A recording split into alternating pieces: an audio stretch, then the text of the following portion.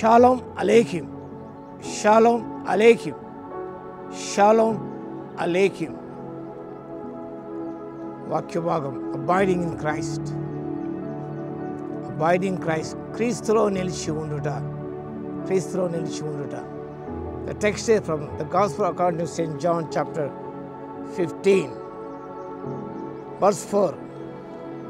నా యందు నిలిచి ఉండుడి, మీ యందు నేనును నిలిచి ఉందును.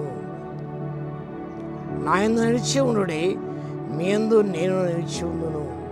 ఇక్కడ చూస్తున్న ఫిష్ పాండ్, ఇక్కడ అంతా కూడా చాలా ఫిష్ పాండ్ మనకు కనిపిస్తున్నది. ఇందులో చేపలు ఉన్నాయి. ఈ చేపలు నీటిలో ఉంటేనే అవి బ్రతుకుతాయి. అవి కూడా ప్రొడ్యూస్ చేస్తాయి చేపలను. నీటిలో లేకుండా బయట ఉన్నట్టయితే అవి చనిపోతాయి. నీటిలోనే ఉండాలి.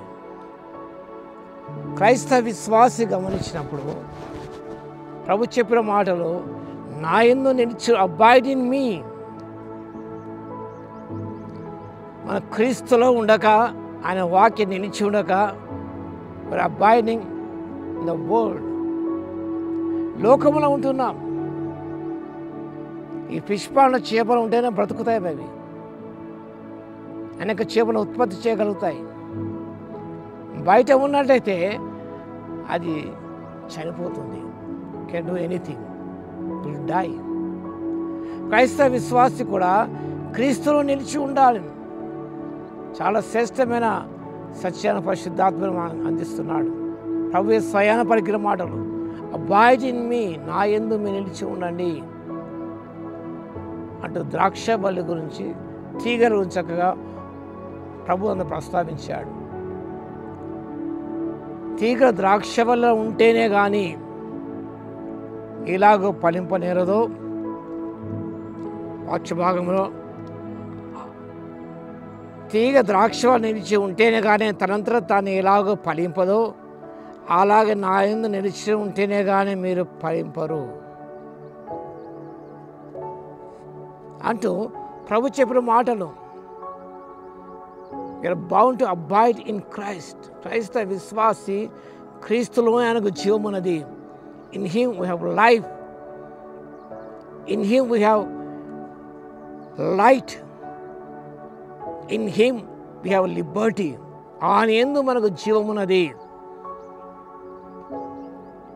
యోహాను సువార్త 10వ అధ్యాయములో గొర్రెలకు జీవము కలుగునట్టుగా, సమృద్ధి కలుగునట్టుగా నేను వచ్చి తిని.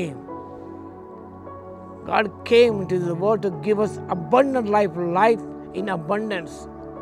ఇది అరకురక కాదు, సమృద్ధి గల జీవాన్ని మనకి ఇవ్వడానికి వచ్చాడు. In him we have life.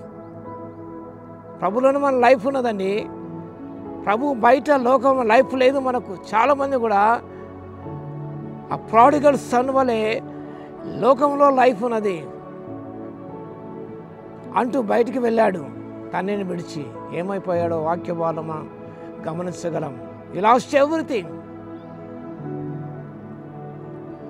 పతనావస్థకు చేరుకున్నాడు ఆయన. He could not find life in the world. He came back to his father. He arose and came to his father with a repentant heart. కాబట్టి ఆయనలో మనకు జీవమున్నది. In him we have light. ఆయనలో మనకు వెలుగున్నది. మనకు ఆయన తరచుడుగా వారికి వెలుగు కలిగేను అన్నమాట. ఆయన వైపు తిరిగినప్పుడు మనకు వెలుగు కలుగుతుంది. చీకటిలో మనము దేవుడు మనల్ని ఆశ్చర్యక వెలుగు నడిపించాడు. In him we have liberty. ఆయన యందు మనకు స్వాతంత్రం ఉన్నది. In him we have Liberty, స్వాతంత్రం. అపొస్తలుల గళితీయులకు రాసిన 5వ అధ్యాయం 1వ వచనంలో ఈ స్వాతంత్రం క్రీస్తు మనకు అనుగ్రహించి ఉన్నాడు.